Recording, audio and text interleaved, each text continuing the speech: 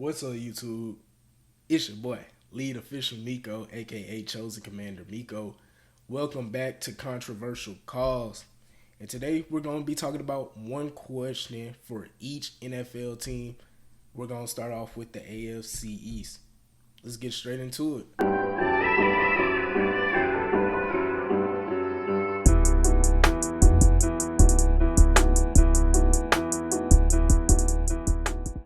Okay, so before we do that, we're going to talk about roster moves around the NFL. Just moves that teams have made over the past couple days.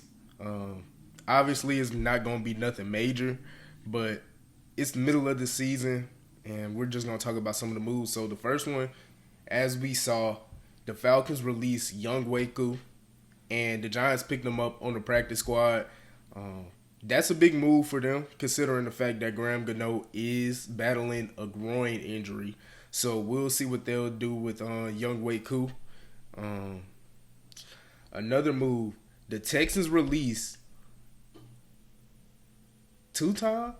one-time Super Bowl champ C.J. Gardner-Johnson. Reports came out that he wasn't meshing well in the locker room and that he just wasn't the best fit schematically, and that there was just all sort of problems. CJGJ is an amazing football player, but as we all know, he is a bit to deal with. If you sign CJ Gardner-Johnson, you have to be able to control him, just be able to talk things out with him, and just have a man-to-man talk with him, because for as great of a football player as he is, he also does bring drama also. So they released him, and I saw a graphic that the Texans offseason basically been put to waste. A bunch of signings that they've made that or trades or whatnot, it just has not gone well. And so curious to see where he goes. He's not going to be a free agent for long. A lot of Eagles fans are saying bring him back for a third stint. Do I think that's the case? I don't know where that man is going to go. He is a talented safety. He definitely shouldn't be. He's not going to be a free agent for long. There's going to be a team that picks him up. He most likely a contender. Probably going to sign a one-year deal with a contender. Like who? I don't know. But yeah, that's where I see him going, to a contender of some sort. The Commanders have signed Darnell Savage in regards of Will Harris fracturing his fibula, which could hold him out for a majority of the year, if not all year.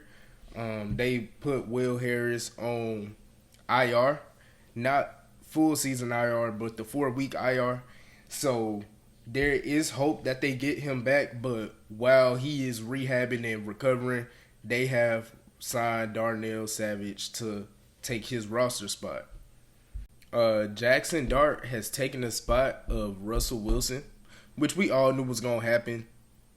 3 weeks into the season is super early, but I mean, let's be honest, let's be real here. The Giants are 0-3. Their schedule doesn't line up. I think they have the hardest schedule out of any team this year. I mean, you might as well throw the Rook in. The O-line isn't going to get no better.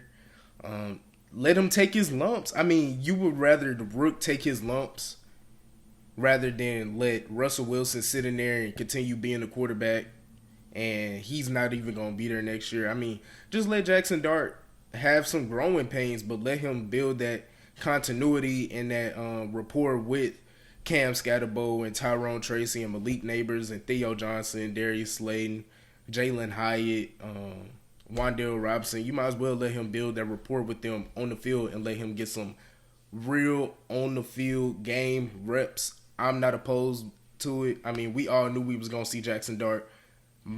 Most people probably would have said like around week 6, week 5, but I think this is the perfect week. We've seen enough of Russ. We know what Russ is. If it isn't a check down, it's a moon ball. Whether it's a good moon ball or a bad moon ball, it's a moon ball. That's what you're going to get with Russ. So let Jackson Dart play within the offense. Let him play with these young core pieces and just learn how to play in the NFL through actual game time reps. But with those being the main points of injuries, prayers go out to James Conner, CeeDee Lamb. Who else suffered a major injury? It was someone else who suffered a major injury. Everyone who suffered a major injury, prayers go out to them. Hopefully they recover well and healthily, and soon. Hopefully they come back soon rather than later. But now to pivot into the main part of the video. One question for each NFL team. We're going to go by the divisions. So I want to start off in the AFC, and I guess we'll do it by alphabetical. So we'll go East, North, South, West. So we're going to start off in the AFC East, the Bills. I mean, the biggest question for the Bills is probably they're a really well put together team. We know Josh Allen is going to get it going. The run game looks strong. I guess the question with the Bills is the defense. I mean, just can they get healthy? Obviously, they held out against the Jets. They had a real good showing against the Jets. But besides that Jets game, they allowed 40 points to the Ravens. In a game that the Ravens should have won. We're going to get to them later in the video. But in a game that the Ravens should have won. And they allowed the Dolphins, who really has shown no sort of life this season, until last Thursday, to come out and put on an offensive masterclass for the most part. Just driving down the field, touchdown after touchdown. When that defense needs some sort of continuity, some sort of middle ground. Just play complementary football. Let the offense carry you. Just complement the offense well enough to where Josh Allen doesn't have to put up 41 points. Now, I understand that's the Ravens. That's a top 5 offense in the league. So that's an outlier. But even with the Dolphins, like, that Dolphins offense has shown no sort of life yet. When they faced y'all, it looked like the Dolphins had a chance to win that game, and they did. But Tua being Tua, he made the mistakes he made, overthrowing guys, throwing interceptions in key spots. Yeah. To move on, that's my question to the Bills. Just, can the Bills defense play complementary football? I'm going to leave it at that. The Dolphins, when is it time? It's that simple. When is it time? And what do I mean by that? When is it time to just let everything go? Now, obviously, most of the times, you're not going to get a team to just trade away all of its assets in the middle of the season. Because, I mean, you still want to put together a team. You still do have tickets to sell, things like that. But after this season, Tyreek Hill should not be a Miami Dolphin no more. Mike McDaniel might not be a Dolphin 2 weeks from now, 2-3 weeks from now. Tua, you gave him that big contract. To me, he wasn't worth the big contract, but I understand it's hard to find a quarterback as is. But I feel like, it's a tough situation, because would you rather let Tua go and then try to find a quarterback? It's only 32 that can start. And out of 32, there's only like 10 to 12 that are actually worth something for the most part. So would you let Tua go and then try to find a quarterback? Or would you have re-signed Tua to that big contract like they did? That's a big and hard question. They re-signed him, and he is not showing the fruits of that labor. He has looked like a bottom 5 quarterback this season, to be honest. But yeah, when is it enough? When is it time? The defense does not look good. A bunch of injuries, yes, but even then, the defense just has not shown any life of looking somewhat decent. You want to get it through the air, you can get it through the air. You want to get it on the ground, you can get it on the ground. The team as a whole looks like a bottom 3 team in the NFL. So when is it time just to blow it all up, restart, recoup, and just rebuild your core of blue chip guys? You could argue that they don't really have any blue chip guys. Who would you consider a blue chip guy on the Dolphins? Devon A-Chain. That's probably the only one I would argue. Jalen Waddle could be a blue chip guy if he stayed healthy. That's another problem with the Dolphins. Injury concerns. They are always one of the most injured teams in the league, and it shows itself every year. Them and the 49ers, just injuries. The difference is the 49ers can prosper and get past those injuries. The Dolphins can't. And that might come down to coaching. I'm going to pivot away from the Dolphins, but that's my question. When is it time? The Jets. The question I have for the Jets is, do I really have a question? This is more of a statement. Be patient. Aaron Glenn has came over. Have they won a game yet? No, they haven't. But there's life in that Jets team. They were down big last week to the Buccaneers, and they clawed their way back. They had a legitimate chance of winning that game if the defense doesn't give up a game-losing drive to Baker Mayfield, who has been the clutchest quarterback in the fourth quarter for the previous 2 years. The most game-winning drives in the previous 2 years, Baker Mayfield. But be patient. That's all I'm going to say. That offense, you lost Justin Fields. He looked amazing in week 1.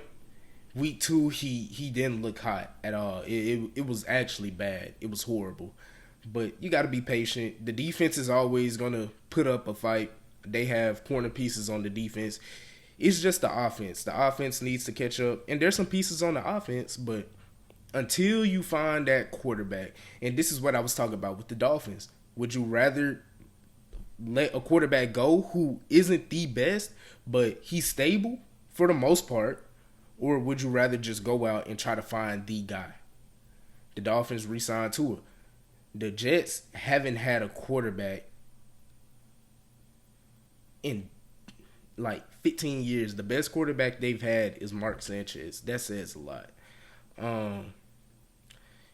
So I think Tyrod Taylor is a good backup. I don't think he should be starting on the team, but yeah, just be patient.